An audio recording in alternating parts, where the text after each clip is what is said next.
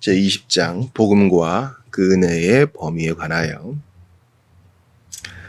먼저 1항입니다. 행위 언약은 죄로 인해 파기되었고 생명이 무익한 것이 되었기에 하나님께서는 택자를 부르시고 그들 안에 믿음과 회개를 생겨나게 하는 수단으로서 그리스도 여자의 후손에 대해 약속하시기를 즐거워하셨다. 바로 이 약속 안에서 복음의 본질이 계시되었다. 그리고 이 약속 안에서 복음은 죄인들의 회심과 구원의 효과적이다.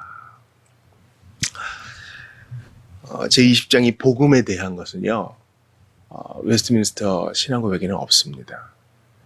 사보의 선언과 2차 런던 신앙고백서에 있는데요. 그 이유가 있어요. 왜냐하면 이 복음과 그 은혜의 범위에 관하여라는 내용은 웨스트민스터 신앙고백에 곳곳에 내재되어 있기 때문에 이것을 거의 전제한다고 할 수 있겠어요. 20장이 특별 계시에 대한 내용이에요. 일반 계시로도 하나님을 알기에 충분하죠. 그러나 우리 죄의 얻은 이 마음은요, 그 일반 계시를 통해서 역사와 또 자연과 양심 속에서 하나님을 더듬어 찾아가지를 않아요. 할 수도 없고요. 그래서 하나님께서는 구원의 방도로 특별 계시를 허락하셨는데 이 특별 계시의 가장 중요한 정점은 성경이거든요. 뭐 여러 가지 꿈과 환상도 있겠으나 성경이에요. 웨스트민스터 그 문서 이후로 사보의 선언이 세워지고 사보의 문서 이후로 이제 2차 런던 신앙고백서가 세워지죠. 그 사이에 이미 17세기 안에 이신론이 점차 확산되기 시작했어요. 이신론이라는 것은요, 이제 이성 위에 하나님이 세우자는 거예요. 이신론. 이성 위에 하나님을 세우시자. 시계장에 하나님이 있죠. 하나님은 법칙을 만드시고 세상은 그냥 굴러가게 두셨다. 법칙을 딱 이성 위에 딱 정확하게 세우신 거예요. 그러니까 뭐가 됩니까? 성경도 필요 없게 되고 기적도 필요 없게 된 거예요. 초자연적인 현상을 이성으로 풀려고 하다 보니까 말이 안 되는 것은 다 이렇게 버리는 것입니다. 이 신론자들은요, 하나님께서 택자들에게만 특별 계시에 빛을 비추시는 것이 불편했어요. 그래서 이 제2차 런던 신앙고백서를 작성할 때는 이거를 따로 한 항목을 만들어야 할 만큼 시대 상황이 그랬습니다. 오늘날도 마찬가지죠. 여러분, 미디어나 또 문학, 예술, 영화 이거 보세요. 은근슬쩍 아니 대놓고 기독교의 구원가를 조롱해요. 하나님은 굳이 성경 안 보고 성경 속에서 복음을 발견 안 해도 우리가 착하게 살고 정말 전심으로 찾으면 좋은 거 줄 거다. 뭐 이런 거예요. 이신론자들의 생각과 똑같아요. 그러니까 20장은요. 17세기 사람들뿐만 아니라 우리에게도 유효한 것이에요. 우리는 이 바보 같아 보이는, 어리석어 보이는 복음의 방도, 그리스도를 통한 구원과 회개, 이걸 붙들어야 된다는 것입니다. 자, 17세기가 지났어요. 18세기에 조나단 에드워즈의 대각성 운동이 일어나죠.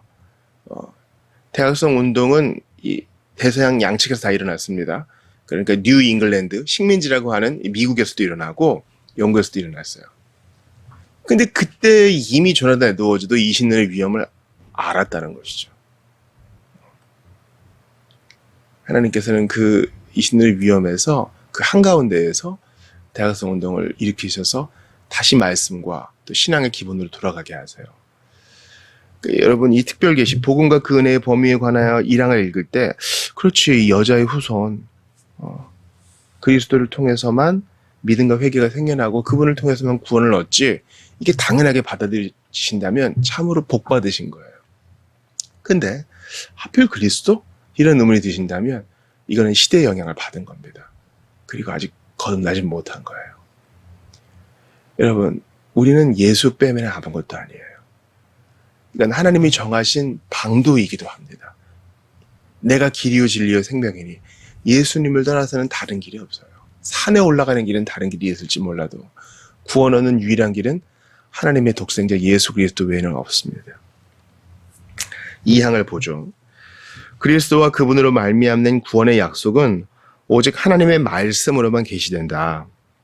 자연의 빛을 가진 창조나 섭리의 사역들은 그리스도와 그분으로 말미암는 은혜를 일반적으로든 모호하게든 드러내지 않는다. 더구나 약속이나 복음으로 인한 그분에 대한 계시가 없는 자들은 이로 인해 구원 얻는 믿음이나 회개를 얻을 능력이 없다.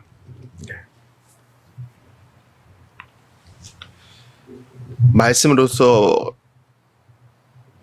우리는 계시를 얻고 말씀의 방도로만 믿음과 회개를 얻게 된다는 것입니다. 일반 계시로는 안 된다는 거예요. 로마서 1장 17절 보세요. 복음에는 하나님의 의가 나타나서 믿음에 이르게 하나니 기록된 바 오직 의인은 믿음으로 말미암아 살리라 한것 같으니라. 복음에는 이 복음이 바로 하나님 말씀이에요.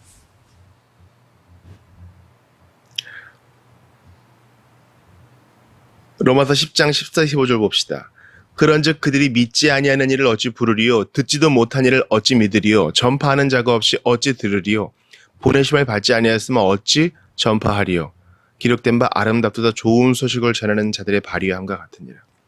하나님은 방도를 정해놓으셨어요. 메시지를 성경으로 주셨고 또 하나님의 말씀을 전파하는 전령자, 전파하는 사람, 설교자를 주셨어요. 이 우둔한 방법이 아니고서는 구원을 얻지 못하게 하셨습니다. 그리고 교회에 그 은사를 주세요. 로마서 10장 17절 보세요. 그러므로 믿음은 들음에서 나며 들음은 그리스도의 말씀으로 말미암았느니라. 말씀 밖에서는 구원을 얻을 수 없어요.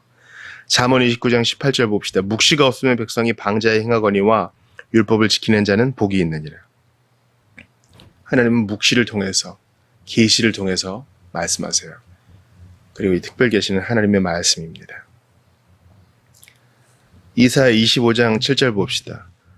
또 이 산에서 모든 민족의 얼굴을 가린 가리개와 열방 위에 덮인 덮개를 제하시며, 즉 하나님께서 커튼을 걷어주시고 계시를 보여주지 않으시면 우리는 구원의 방도를 알 수 없어요. 아래로부터의 구원에 있을 수 없어요. 우리 힘으로는 그분 발끝에도 못 가요. 하나님이 위에서 알려주셔야 돼요. 커튼을 직접 걷어주셔야 돼요. 이사야 60장 2, 3절 봅시다. 보라 어둠이 땅을 덮을 것이며 캄캄함이 만민을 가리려니와 오직 여호와께서 내 뒤에 임하실 것이며 그의 영광이 내 위에 나타나리니 나라들은 내 빛으로 왕들은 비치는 내 광명으로 나아오리라. 하나님이 빛을 비춰주셔야만 만민에게 구원이 있습니다. 그러므로 이 계시의 주체는 하나님이세요. 특별 계시의 주체는 하나님이신 것이죠. 하나님께서 말씀해 주셔야만 되고 하나님께서 빛을 비춰주셔야만 돼요. 사망 봅시다.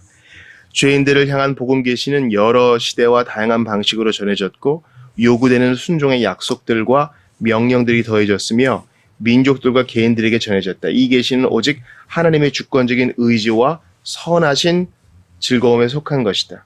이 복음 계시는 사람의 자연적 능력의 활용에 따른 어떤 가능성으로 부호 속으로 더해지는 것이 아니며 복음 없이 받은 보통의 빛으로서도 아니다. 어느 누구도 그런 적이 없으며 그렇게 할 수 없다. 그러므로 모든 시대의 복음이 널리 전파되거나 제한됨을 따라 다양한 방식으로 하나님의 의지의 경륜을 따라 복음이 개인들과 민족들에게 설교되어져 왔다.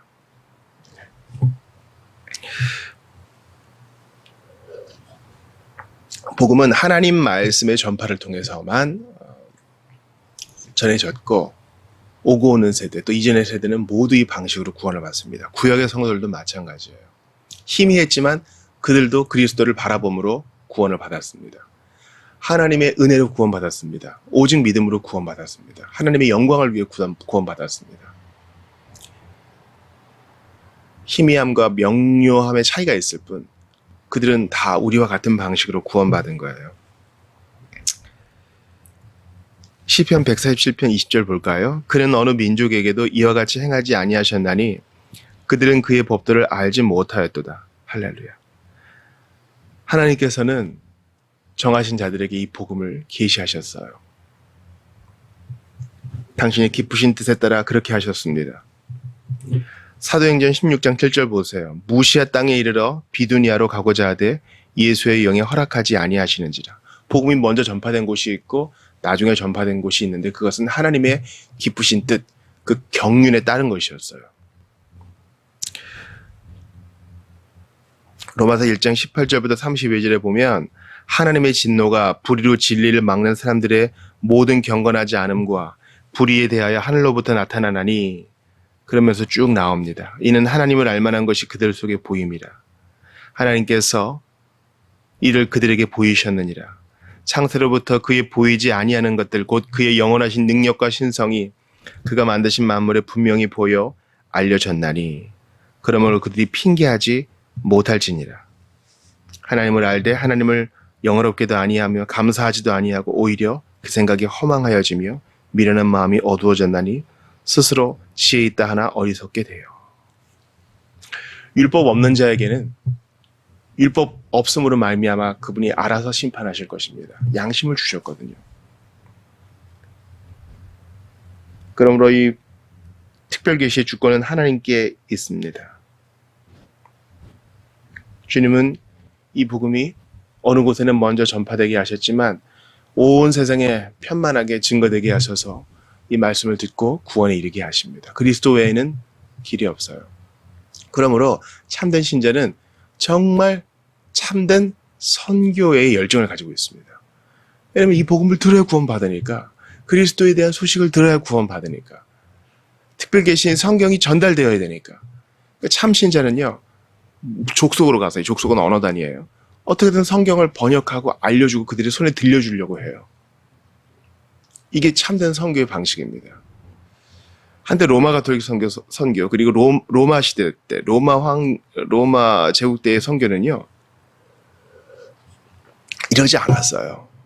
단순히 그냥 뭐 주기도와 사도신경만 하면은 세례를 준다거나, 이 그림으로 간단하게 설명으로 대해서 끄떡끄떡만 하면 세례를 준다거나, 그런 방식도 있었습니다. 옳지 않아요. 기독교 초기 선교 시대 때, 그 로마 시대 때죠. 그때는 또 부족장이 믿으면 부족 전체가 또 뭔지도 모르게 집단 세례를 받는 일도 있었어요. 그런 세례는 옳지 않습니다. 참된 신자는 이 특별계시인 성경을 그들의 언어로 번역하여 전해주고 그리스도에 대한 메시지를 전해주는 것, 이 선교에 대한 열정으로 가득 차 있어요. 그분이 전해져야 됩니다. 양심의 빛으로는 부족함을 알고 있기 때문이에요. 마지막 사항 봅시다. 복음이 비록 그리스도와 구원 얻는 은혜를 계시하는 유일한 외적 수단이고 이를 성취하는 데 있어서 완전히 충분할지라도 죄 안에서 죽은 자들이 거듭나게 되고 되살아나고 새로 태어나려면 영혼 전체에 영향을 주는 성령님의 저항할 수 없는 효과적인 사역이 더욱 필요하다. 이는 그들 안에 새 영혼을 만들어내기 위함이다. 만약 이 사역이 없다면 다른 그 어떤 수단으로도 그들을 하나님께로 효과적으로 회심시킬 수 없다. 그렇습니다. 성령께서는 하나님 말씀을 사용하여 이 구원을 이루세요. 그러니까 성령께서 말씀을 통해 일하시고 말씀은 성령과 함께, 성령은 말씀과 함께 일하십니다. 참된 성령 사역은 말씀 사역이에요. 성령께서 말씀을 떠나서, 기록된 계시를 떠나서 단독적으로 일하시는 것은 없어요. 나와 아버지는 하나이니라 예수께서 말씀하신 것처럼 성령과 말씀은 하나라고 봐도 돼요. 그렇게 같이 일하십니다. 고린도전서 2장 14절 봅시다. 육에 속한 사람은 하나님의 성령의 일들을 받지 아니하나니 이는 그것들이 그에게는 어리석게 보임이요 또 그는 그것들을 알 수도 없나니 그러한 일은 영적으로 분별되기 때문이라.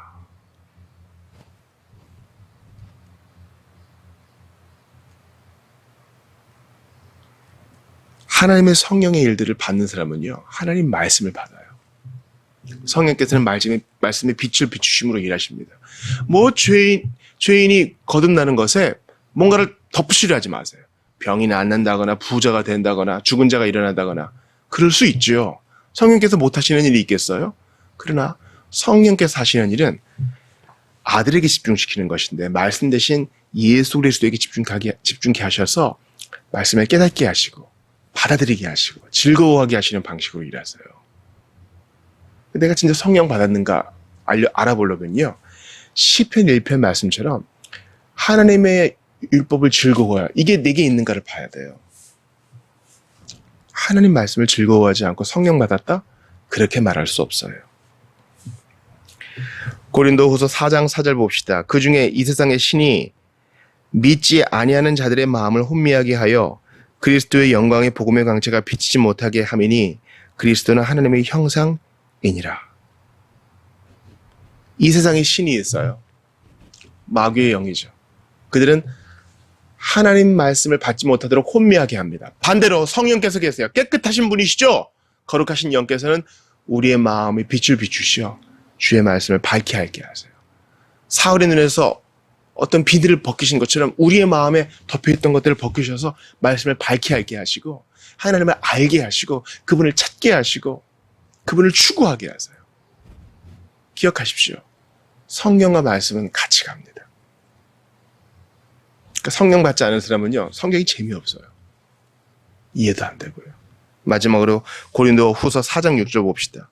어두운 데에 빛이 빛이라 말씀하시던 그 하나님께서 예수 그리스도의 얼굴에 있는 하나님의 영광을 아는 빛을 우리의 마음에 비추셨느니라. 성령 안에서.